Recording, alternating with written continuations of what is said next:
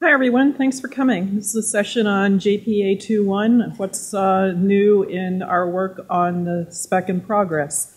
How many of you are using JPA today? Let me just get a sense. Wow, great. How many of you are actively tracking what's happening in the JPA expert group? You can do that. I'll show you how at the end of this session. Anyway, generic disclaimer, what I'm talking about is work in progress, so this is subject to change, and I should point out that it's also subject to change pending on the feedback that we get from not just the expert group, but members of the community like you all. So at the end of this talk, I'll give you pointers as to how you can download the latest draft of the specification, track the work that we're doing, and send us feedback. So what I want to cover in this talk is the new work that we've done within the last several months to a year. So this is an update over the presentation that I gave last year at JavaOne when we had just started this work. I'll basically summarize at the end of this talk, if we have time, some of the things that we did earlier in our JSR cycle, but this is what I'm going to focus on here. So first of all, schema generation. This is the newest piece that we've addressed, and it's been a fair chunk of work. So first of all, what exactly do we mean by this, and what are we trying to do in the JPA expert group? So schema generation refers to the generation of database artifacts like tables, constraints, generators, indexes. It may or may not involve the actual creation of the database schema proper.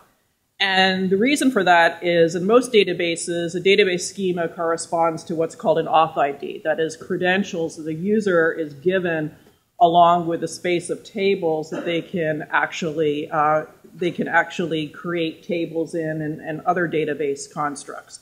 So depending on the scenario that we're working with, whether the database is a shared database, whether the database is a database that's dedicated to a particular application, the database schema itself may or may not be generated.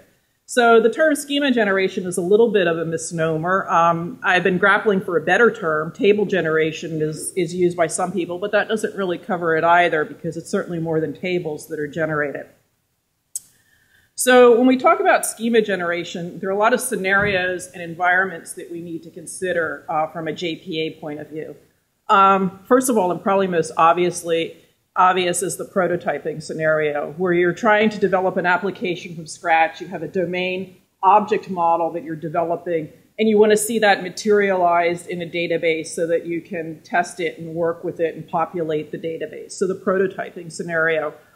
But as you move into production, as you work with your prototype and you enhance your domain model, then you really want to be able to tune the schema that's been generated. So while you may start with an automatic generation facility, the thing that you wind up with is not necessarily, from that step, what you want to put into production. You may want to hand it off to a DBA, you want to hand it off to your database expert, and actually tune the schema that's been produced.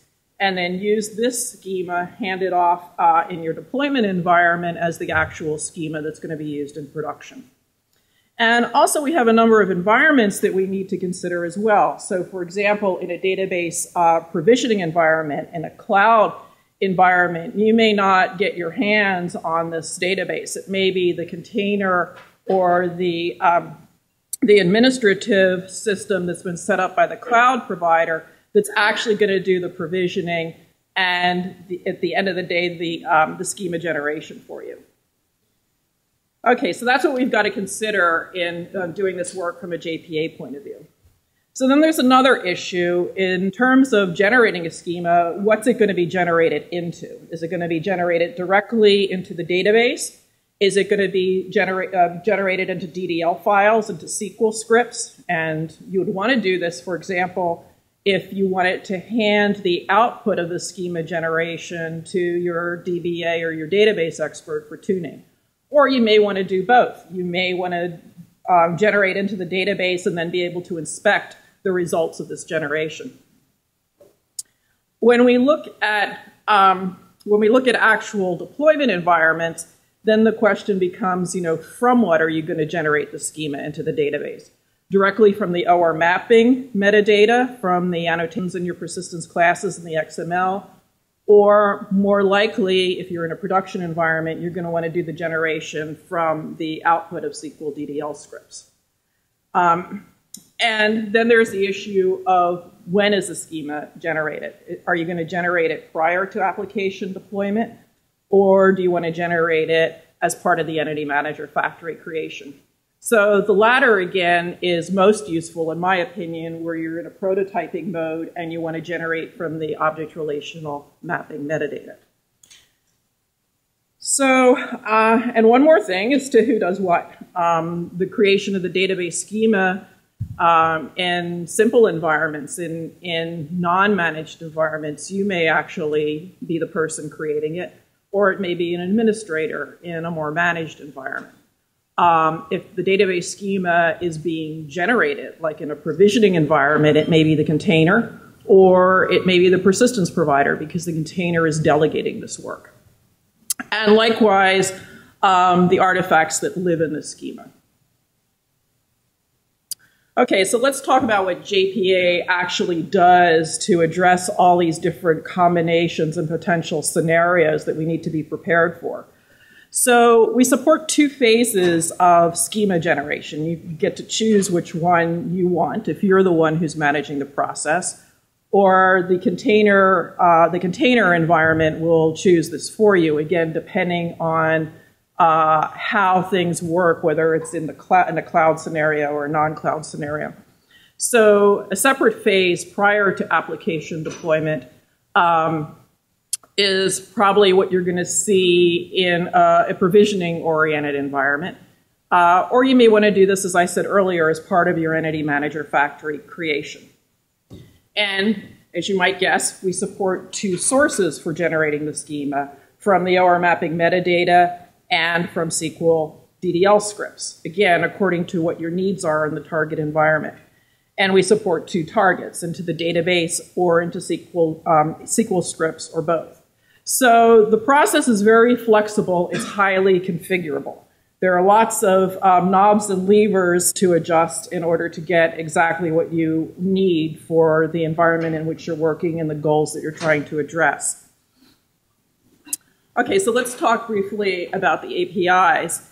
So if you're using the persistence class in an SE environment, for example, or if you're in a container environment where the container is driving this whole process, there are 2 methods that are available to you. On the persistence class and on the persistence provider API, which is the one that the container calls, there's a generate schema method. And the generate schema method is designed for the case where you're going to do schema generation in advance of the entity manager factory creation. If you want to do schema generation as part of the entity manager factory creation, then there are properties that you pass to the entity manager factory method, or the container passes to the create container entity manager factory method to drive the process.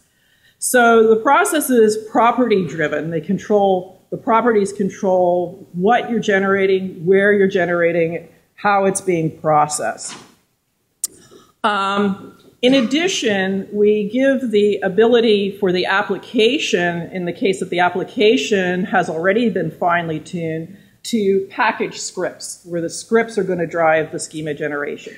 And these can be data load scripts for populating your database in advance of deployment, as well as the scripts to create the schema, as well as the DDL scripts. So let's look at some of the flexibility here. So first of all, what is it you're going to generate? Are you going to do creation? Are you going to do dropping of tables? Are you going to do dropping and then creation? Drop an old schema, make a new schema, or are you not going to do anything? The not going to do anything is not as likely a scenario here. And then what is your target? Are you going to create in the database directly? Are you going to create scripts, or are you going to create both of them?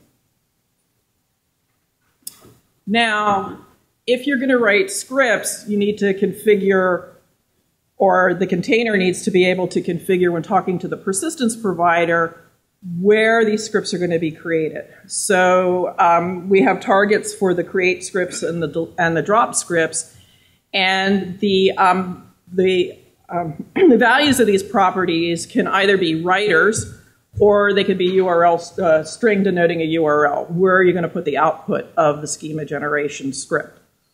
Okay, and if you don't have a live connection to your target database, if you think you know what your target database is going to be, but you don't have a live connection to it, you're working detached, then you can pass in, for portability's sake, the name of the database product, which in some cases may be sufficient by itself to determine the form of the native SQL that you're going to produce.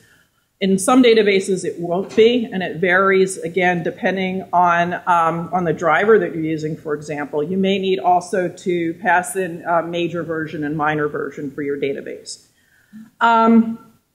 We're doing this for portability. I know that probably all of the vendors at this point have their own values that denote databases. You know, you can... I don't know any of the details offhand in terms of the exact values, but you can, you know, denote that you're running against Oracle 11 or DB2 version 10, whatever. But JPA, the JPA standard, doesn't want to get in the game of hardwiring in as values strings or properties that denote all of the potential target databases. We can't foresee what they might be, so we leave it up to you in terms of when you're working with a database and when you're working with a persistence provider to either supply these values, or you would be hardwiring in values that would be supplied to you by your particular persistence provider. Okay, so similarly, if you're using scripts to do the schema generation, you can specify, or the container will specify the locations from which these DDL scripts will be read. Again, either as readers or as URL strings. And similarly for the SQL load scripts. Okay, so let me talk a little bit about the metadata. JPA OR mapping metadata can be thought of basically in two forms, and it's pretty clean the way we've divided this in the JPA spec. There's what we think of as quote-unquote logical metadata, that is denoting whether something's an entity, an embeddable class, whether it's a basic attribute, an ID, what cardinality of relationship. And then there's the physical metadata. There's the table or secondary table, column, join columns. You can think of these as rough equivalents. ID, interestingly enough, I would put in both categories because it does map to a physical construct in terms of the database primary key. So when we're doing schema generation from the OR mapping metadata alone, it's important to note that there are several layers of defaulting that may be involved. So typically, the logical annotations entail physical defaults. So the table name is obtained from the entity name. The entity name itself, which you can specify explicitly, is defaulted from the name of the entity class. You can use physical annotations to override or to customize the defaults that you would get from the logical annotations. So, for example, with the unidirectional one-to-many mapping, that defaults to a join table mapping, according to the spec. You can customize this mapping using the join table annotation, or you can actually override the format of the mapping with join column, which instead of a join table mapping will produce a foreign key mapping, where the foreign key is living on the many side, the side that doesn't have the actual back pointer explicit in your domain entity model. I'm losing my voice. So here's an example of the defaulting at work. We have a class, an entity class employee, which defaults to an entity table and the default schema for the user of the application if we're not specifying a schema explicitly. The ID column gets mapped to a column of the same name called ID, which is a primary key in the database. The name attribute gets mapped to a name column, which defaults to a varchar 255. Now, this doesn't seem useful in many cases. You may want to tune the size of that varchar column. The many-to-one gets mapped to a foreign key. Dept ID is the name of the foreign key column. So suppose we wanted to turn this into a one-to-many mapping, a unidirectional one-to-many mapping. So in the employee class, we would no longer have the many-to-one. We just have in the department class the one-to-many, which by default is mapped to a join table called department employee. We have the same mappings for the other columns as we did in the previous slide.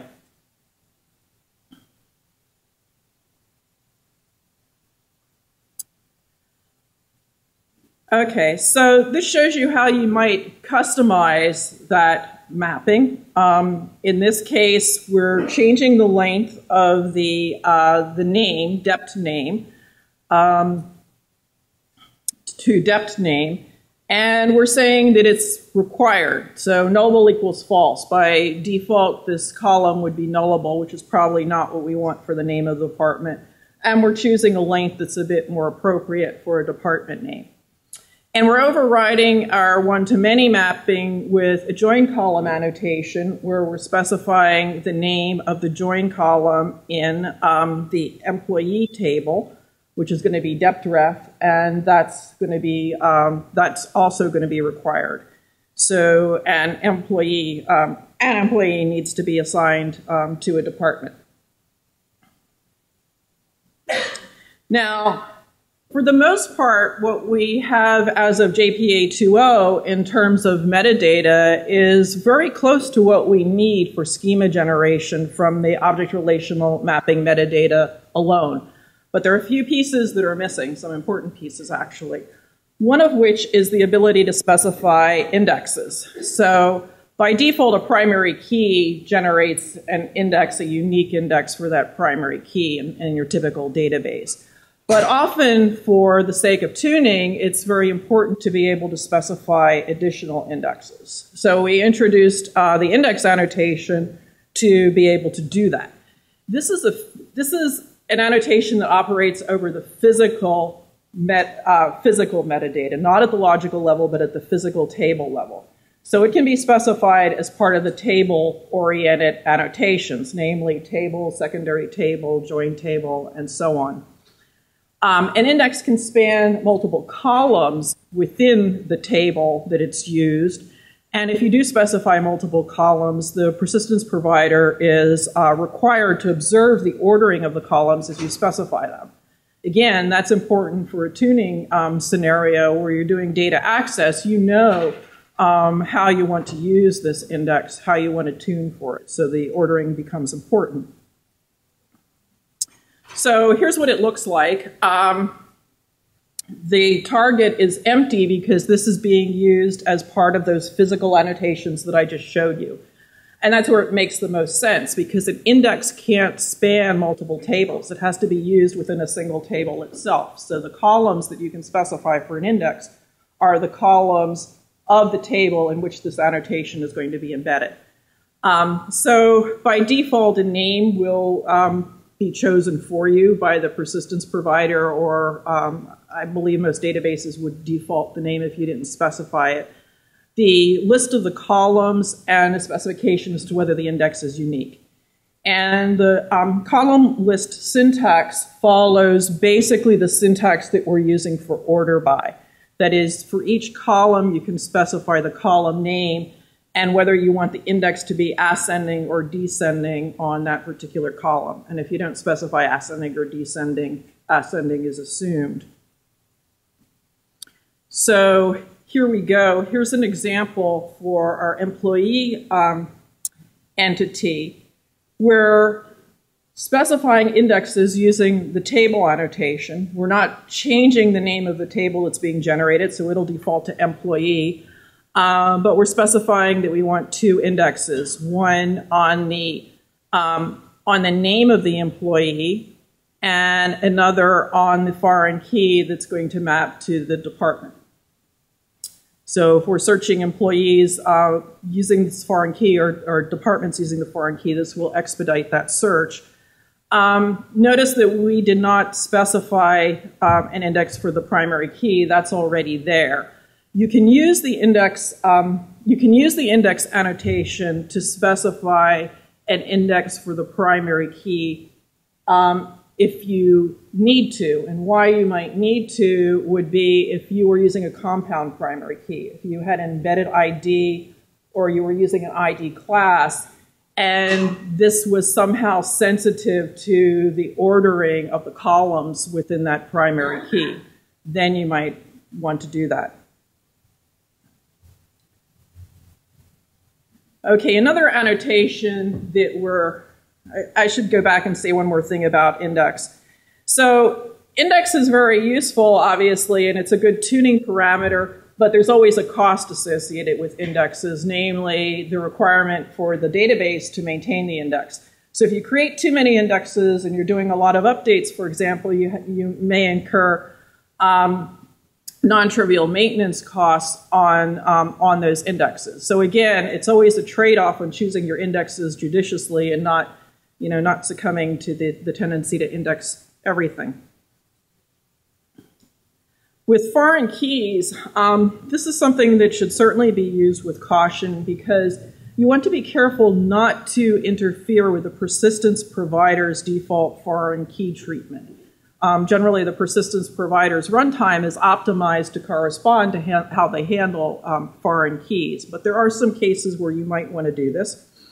So foreign key, again, operates over the physical metadata, and because of that, you would specify it as part of the annotations that actually correspond to what would typically be foreign keys, namely join column, map key join column, primary key join column, and the plural versions of these where there are multiple columns because you would have a foreign key constraint that actually span multiple columns, which is why we have the plural versions of these annotations here as well. So foreign key is used to specify a foreign key constraint, or actually the removal of a foreign key constraint, if that was what you wanted to do. So again, this annotation has an empty list for the target. The name of the foreign key constraint is defaulted. The foreign key, actually everything is defaulted here. The foreign key definition itself is defaulted. We obviously don't know what that's going to be. And disable foreign key is here if you want to disable the foreign key constraint that your provider has assigned to the foreign key, which typically is restrict from a SQL point of view. So the definition itself is a database-specific SQL string. Here's an example of what it might look like. So here, in this case, we have an employee with employee has a manager. And in the foreign key definition, we're saying the foreign key manager ID. Again, this is referring to the actual column, which is going to be, if a manager has a primary key named ID, is going to be manager ID in the employee table. And this foreign key references the manager table. And if the target is deleted, we're going to set the value of the employee of the manager and the employee entity to null. We're going to set the value of that column to null. Okay, so this is a pretty generic SQL foreign key definition, but you may get into cases where you're actually writing database-specific SQL here. Okay, so I'm going to shift gears now. Schema generation was a big topic. The remaining topics are a little bit more constrained in scope here. Unsynchronized persistence context. Just for my curiosity, how many people here use Hibernate? Does anybody ever use flush mode manual or whatever it's called today? Oh, only 2 of you, 3 of you. Okay. Do you really need it? Yeah? Okay. So we had considered this I'll get into this later. Okay, so just a brief recap of persistence context. So in JPA 1.0 and in JPA 2.0, we have 2 different flavors of persistence context. We have container managed persistence context, which are either transaction scoped, that is their lifetime is scoped to the JTA transaction in progress, or they're extended and they can span multiple JTA transactions. An extended container managed persistence contexts are designed for conversations that may be modeled by a stateful session bean. They were designed for stateful session beans, which are intended to span conversational state. So container managed persistence context is automatically enlisted in the JTA transaction for you. It's the responsibility of the container and the persistence provider to ensure that this is always the case. There are also application managed persistence contexts, and they can be either JTA application managed persistence context or resource local application managed persistence context. And in the latter case, you're responsible for the transactions over the persistence context. But the JTA case is more interesting and the one that we want to consider here. So a JTA application managed persistence context, because it's application managed, isn't closed at the end by the container at the end of a JTA transaction. By default, it spans multiple JTA transactions unless you do something to it. And however, it's automatically enlisted in the JTA transaction if it's created within the transaction. So if there is knowledge that there is a transaction in progress, then the persistence provider is going to enlist that application managed persistence context in the JTA transaction. However, if it's not, or if there are multiple transactions that you're running where you created this persistence context in one transaction, but there are other transactions that are going on, then it becomes your responsibility to join this persistence context to the JTA transaction, or it won't be flushed to the database on transaction commit. It won't be aware of the JTA transactions in progress. So it's kind of a hybrid in that sense from the standpoint of how is this persistence context synchronized to the database with regard to transactions. In any case, if your persistence context is joined to a transaction, it's flushed to the database on transaction commit. Okay, so what's an unsynchronized persistence context then? I just described a synchronized persistence context. It means it's not synchronized with the current JTA transaction unless you call join transaction. And this applies in both cases, in the container managed case and in the application managed case. If it isn't joined to the transaction, then you can't do things that are intended to be transactional in the JPA world. You can't do database writes. You get an exception, and the database write is either a flush or an attempt to grab a pessimistic lock. But you can still call those methods that you could call in JPA 2.0 for your type of persistence context. So you can still call persist, you can still call merge, remove, and so on. And the effects of those operations may not be reflected in the database until your persistence context is joined to the transaction. So you're basically working in a mode that's, so to speak, disconnected from the database. The intention is that eventually you will join a transaction in progress because you do want your activity to be committed in the database. So what's the motivation here? There are several factors at play, one of which is modeling conversations. So you may be running a conversation where you don't want the intermediate phases of that conversation, as various transactions come and go for other reasons, to be persistent in the database until you have the end result of the conversation. I'll give you an example shortly. So you want to track persistent changes in your persistence context, but you don't want to commit them until you're done at the end of the conversation, not with each transaction. You may, however, while this is going on, want transactions over other resources. You don't want to be prevented from having transactions over other resources just because your persistence context doesn't want to do its database writes until the end of the conversation. And you may want the ability to propagate the persistence context with the JTA transaction, because you don't want to have to pass a reference to the entity manager to some other method that you're going to call. That's not going to be very application friendly if you have to pass around persistence context. Okay, so those are some of the reasons behind our doing this. So here's an example in the old style of where you want to model a conversation. Shopping cart's a pretty typical example with an extended persistence context. So this is kind of like a story here. So we have our shopping cart. The customer starts to shop. We're optimistically creating an order for this customer under the assumption that the reason they're shopping is they actually may want to buy something.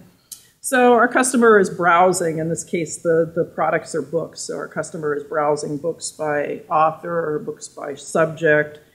The customer may be adding stuff to the cart. The customer may want to view the cart. But the customer doesn't want the fact that he may be adding something to the cart. You don't want to persist that to the database because you don't really know if the customer, I should have put a remove from cart method in here. You don't really know if the customer wants to keep the stuff in the cart or not, so you don't want to log that as a transaction. But at the end of the day, when the customer says, okay, confirm my order, then you want to start a transaction and you actually want to add the order to the customer record and persist the whole thing. Okay, so in the old world, notice that to prevent the intermediate phases from being transactional, we annotated our shopping cart to be non-transactional, and then we used our EJB transaction attribute requires new to actually cause the persistence of the changes. Here's how you can do this with unsynchronized persistence context, and it has a couple of advantages, but let's look at the simplified case first. So to specify a persistence context is unsynchronized, you just add another element to the annotation to specify that you don't want the default synchronization behavior, you want it to be unsynchronized. And now we don't really care about what's happening with the intervening transactions because this persistence context isn't going to be flushed to the database until we call join transaction on it. So our code looks pretty much the same until we get to purchase our books. And then in the confirm order method, we basically say we'll join the persistence context to the transaction. And then at this point, as the transaction commits, this is actually committed in the database. Now, so what's the advantage over the old style? Well, one of the advantages over the old style is, as I said earlier, that you can have other transactional resources involved while you're doing this. So here's our previous example. And, I didn't highlight it, so I nearly missed it. We have a second persistence context in here, which we're calling a data mining entity manager. This entity manager is presumably going to be used to track everything the user's doing while the user is browsing for books, right? We're going to log what the user is interested in, and we're going to use it later. So we've got a second persistence context here. And I elided the code because otherwise this gets kind of tedious. But so in these methods where the user is finding books and browsing them, we're going to use the second persistence context to actually persist the data that we're extracting from the operations that the application is doing here. So we're going to log all the books and the authors that the user is looking for. We're going to log all the subjects and so on. And then when the user goes to view the cart, we're going to say, oh, looks like you did this, this, and this. How about these other books that you might want to buy? So all of this data is being persisted in advance of our joining the entity manager to the transaction at the end of the order processing.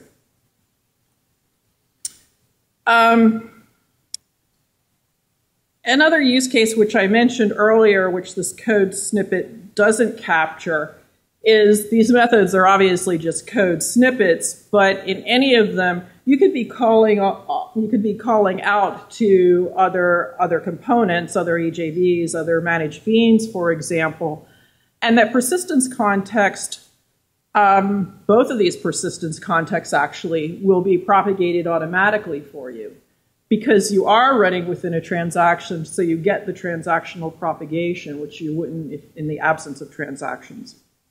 So it presents you again with cleaner opportunities for factoring your code.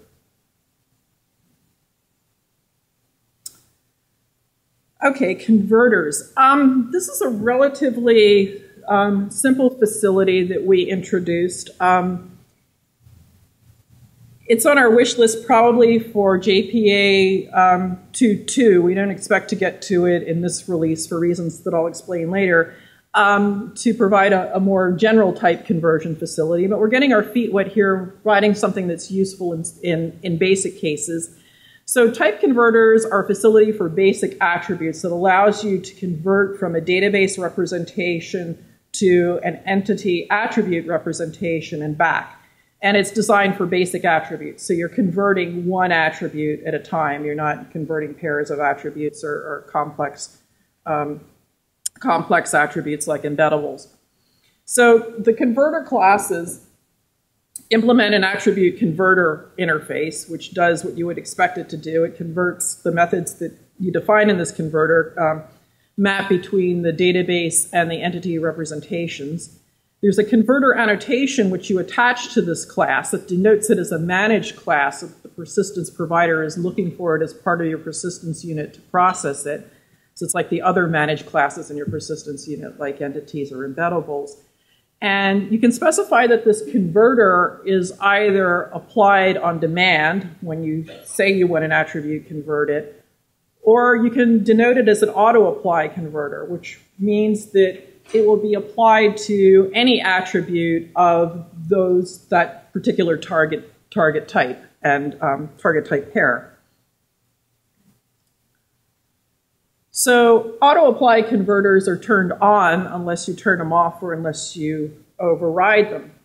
On a per attribute basis, you can specify the convert annotation. And this can also be used to disable an auto-apply converter on a per-use basis. So the convert annotation looks like this. You specify the converter that you want to use.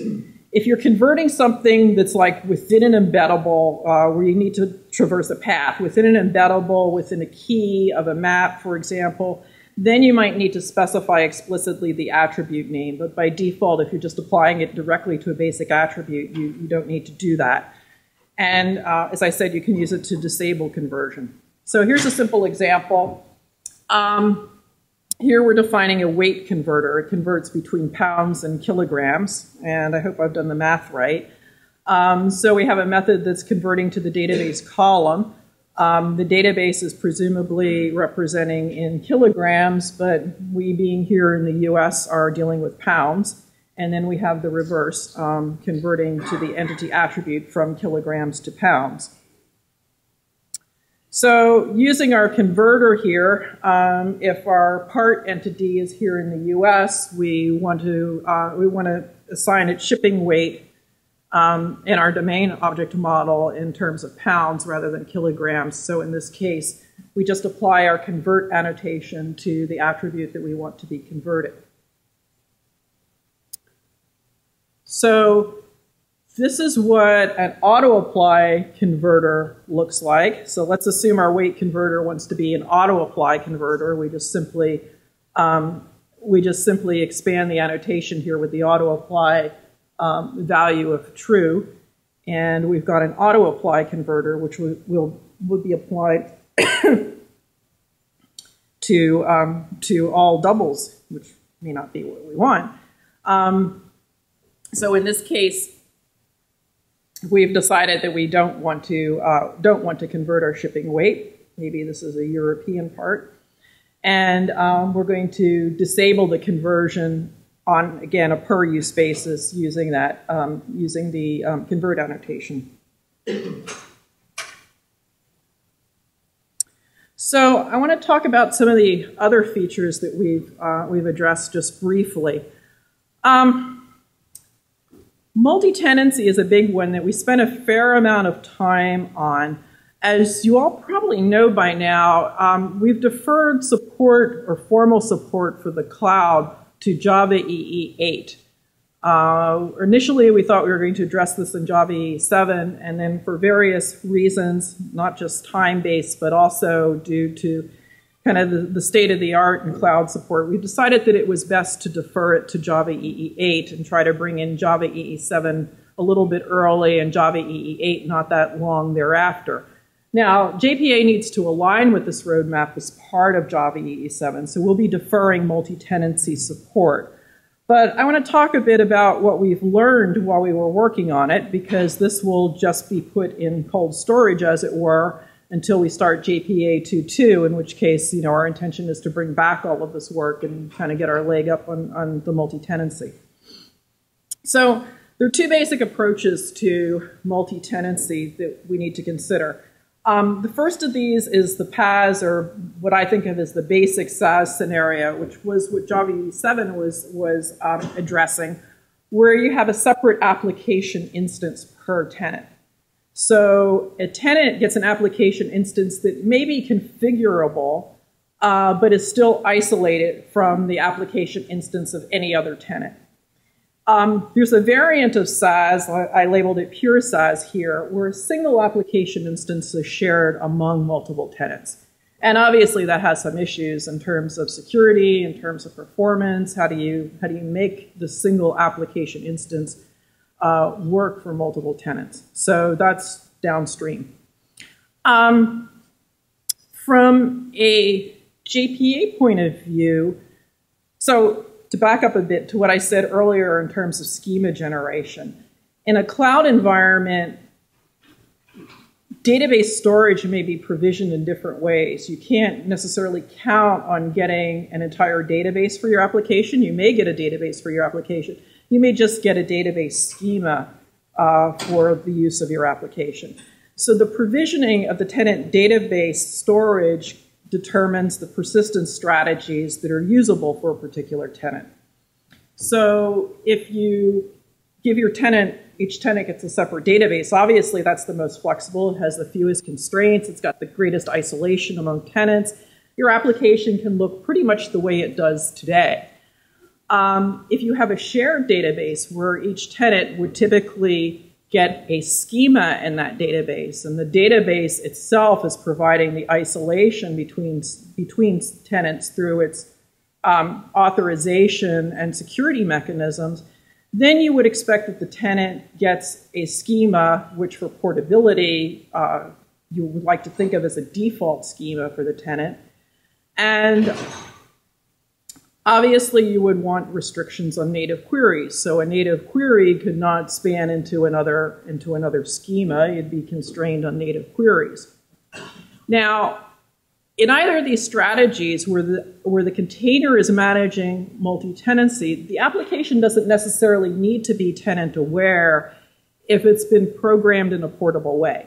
And a portable way would be, assuming a default schema and assuming that any native queries that you might write would only be addressed against the default schema. Then you would pretty much be portable. So in this container-managed multi-tenancy case, the container would supply the provider with a suitably configured data source and some information about the tenant and any configuration that was tenant-specific, and your provider would be pretty much good to go. So with a SaaS case where an application instance is shared, then that's a much more complex scenario. So as a tenant comes on board on a running application, the provider would need to be notified of the existence of the particular tenant. The provider would need to know the tenant ID. The provider would need to know other contextual information. If the tenant got a separate schema in the database, the provider would need a mapping to that particular data source, and so on. In some cases with SaaS multi-tenancy, you could use a striped approach, that is a shared table approach where different rows in the table correspond to different tenants. This might work for some applications. For applications that you want it to be more secure, obviously there are issues, but it would be the responsibility of the provider to maintain a tenant ID column that denoted the particular data that was tenant specific. And this tenant ID column would need to be used to augment all of the relevant operations, the retrieval operations, query operations, update, and so on. Obviously, in the case of a shared table, you would want to restrict native queries because one tenant should not, under any circumstances, see the data of another tenant. So you would assume that the persistence provider would disallow native queries. The only alternative would be that the persistence provider would actually need to transform native queries, which gets a bit dicey and would certainly not be something we would require. So the tenant ID needs to be available to the persistence provider on a per invocation basis from the container. Again, the tenant ID may or may not be visible in the application data. That's a strategy decision as to whether you would want it to be visible or whether the provider would want it to be visible. So there's another case that I'm kind of mulling over, which I term application managed multi-tenancy, where the application itself is tenant aware, and the application itself is managing tenant identities and tenant-specific configuration information and isolation of tenants, and the application intermediates on the access to tenant-specific data. So for this case, I think a shared schema approach, the striped approach, is a reasonable fit. The tenant ID column would need to be managed by the application. So this may work for some carefully crafted applications. One of the things I've been mulling over on the basis of some of the conversations we've had in the JPA expert group is whether we should introduce, even though we're not doing multi-tenancy in the 2.1 release, whether we should introduce metadata for the designation of a tenant ID column to give providers the ability to experiment with this and other scenarios. So that's something we still need to consider in the expert group. So other features that we added in JPA 2.1 that I'm actually not going to talk about here, if last year's JavaOne talk is still available, and I don't know if it is, you can grab the slides from that and maybe even the audio from that. But other things that we've addressed so far in the JPA spec are the area of providing CDI injection into entity event listeners, additional unwrap methods to allow you to get it in a portable way to provider-specific APIs, a number of enhancements to the query language, both JPA-QL and to the criteria API in similar ways. Support for stored procedures, which was something that we had many requests for, and then improvements for native queries and result mappings, and the ability to dynamically define named queries. That is, to create a query object, assign a name to it, and then associate it with the entity manager factory so that it can be pulled back later by its particular name. So I'm not going to talk about those. Okay, so to give you some pointers, all of the work that we're conducting in the JPA 2.1 expert group is being done in such a way that it's visible to you as developers. So this is the name of our project. If you go to java.net to the JPA spec project, you can view the mailing list, the expert group mailing list. You can view all our specification documents. So far, we've produced 8 working drafts. They're all available from the downloads area, including the latest one, which has all the schema generation work in it. There's a users mailing list, which you can sign up on. It's basically a reflector of the expert group mailing list. So you can get all of the emails that are being sent to the expert group, and you can use the users, you can post the users mailing list to channel feedback back to us. So we've encouraged all of the expert group members to sign up for the users list so we can engage in discussions there. So we're targeting the release of this work with Java E7. Our target date is spring of next year, so it's a fairly ambitious schedule. The RI work is being done as part of the Eclipse Link project. The RI is Eclipse Link, so there are many downloads there that are available to you.